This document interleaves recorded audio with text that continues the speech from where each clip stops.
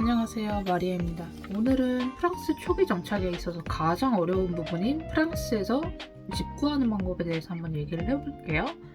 일단 파리 지역의 평균 월세, 스튜디오 또는 콜로케이션, 룸쉐어 방 한 칸 기준으로 월세는 보통 500유로에서 1800유로 사이입니다.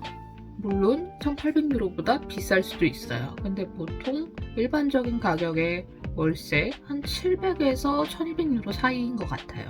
학생이신 경우에 집을 빌리게 되면 이제 알로케이션 로지망, 줄여서 캐프라고 많이 부르는데요. 이런 주거 보조금을 받으실 수 있어요. 그런데 외국인 학생의 입장에서 가장 많이 받을 수 있는 금액은 아무래도 200유로 미만이고요. 캐프를 받으려면 몇 가지 충족 요건이 필요해요. 일단 계약서를 쓴 정식 세입자여야 하고요. 슬로케이션 같은 경우에는 캐프를 받을 수 없고요. 에어비앤비를 렌트한 경우에도 캐프를 받으실 수 없습니다. 그리고 정식 계약을 한 상태여야 해요. 정식 계약이란 뭐냐? 이제 현금 또는 수표로 월세를 내지 말아야 한다는 거죠. 사실 이건 불법이긴 한데 굉장히 관행적으로 많이 이루어져요. 이런 경우 캐프를 받을 수 없습니다. 그리고 보통 이런 경우에는 집주인들도 공고에 캐프를 신청할 수 없음이라고 적어 놓을 거예요.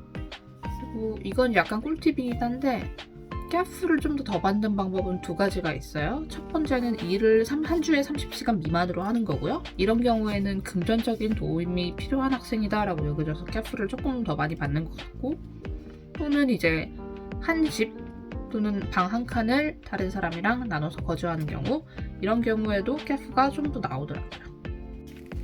물론 이러면 이렇게 질문하실 수도 있으실 거예요. 그러면 캐프를 받으려면 당연히 정식 계약을 하지 뭐하러 이런 불법이지만 관행적으로 이루어지고 있는 집에서 계약을 해요? 라고 물어보실 수 있는데, 왜냐면 프랑스에서 집을 구하려면 특히 그리고 학생인 경우에는 가흥의 존재가 필수적이에요. 물론 내가 취직을 해서 월세의 3배 이상을 벌면 사실 가흥, 보증인은 필요가 없어요. 근데 우리 같은 학생들의 경우 대부분의 집주인들이 가흥을 요구를 합니다. 이제 가흥 같은 경우에는 프랑스에 살고 있는 프랑스인이어야 하고요. 한국에 계신 부모님 또는 다른 외국인은 가흥이 될 수 없습니다. 그러면 우리는 집을 어떻게 구하냐? 이제 그래도 다 방법이 있어요.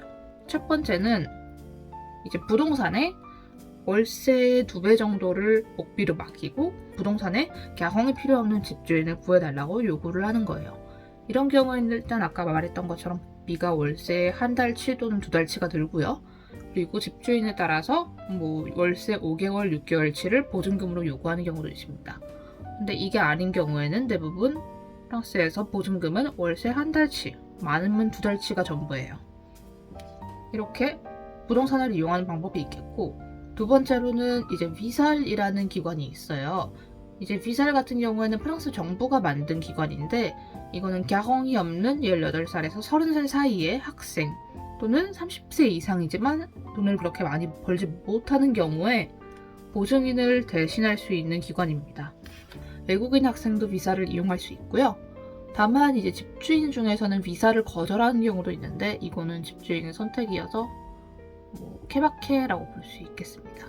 그리고 세 번째 방법으로는 사실 이 방법으로 대부분의 한국인 학생 또는 외국인 학생들이 집을 구할 텐데, 이제 외국인 학생 중에서도 동아시아 학생을 선호하는 집주인분들이 계세요. 프랑스에서는 세입자 보호가 굉장히 잘 돼 있거든요. 예를 들면은 제가 월세를 내지 않더라도 저의 집주인은 11월과 3월 사이에는 저를 강제 퇴거를 시킬 수가 없어요. 이렇게 보호가 잘 돼 있다 보니까, 물론 그 제도를 악용하는 사람들도 굉장히 많습니다. 그래서 일부러 겨울 기간에는 월세를 안 내고 3월이 되면 나가는 이런 사람들도 있거든요.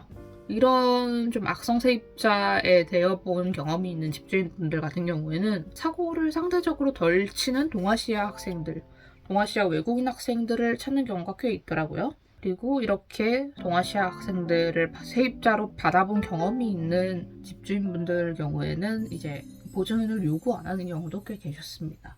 이번에 원래 한 비디오로 만들려다가 좀 길어져서 다음 시간에는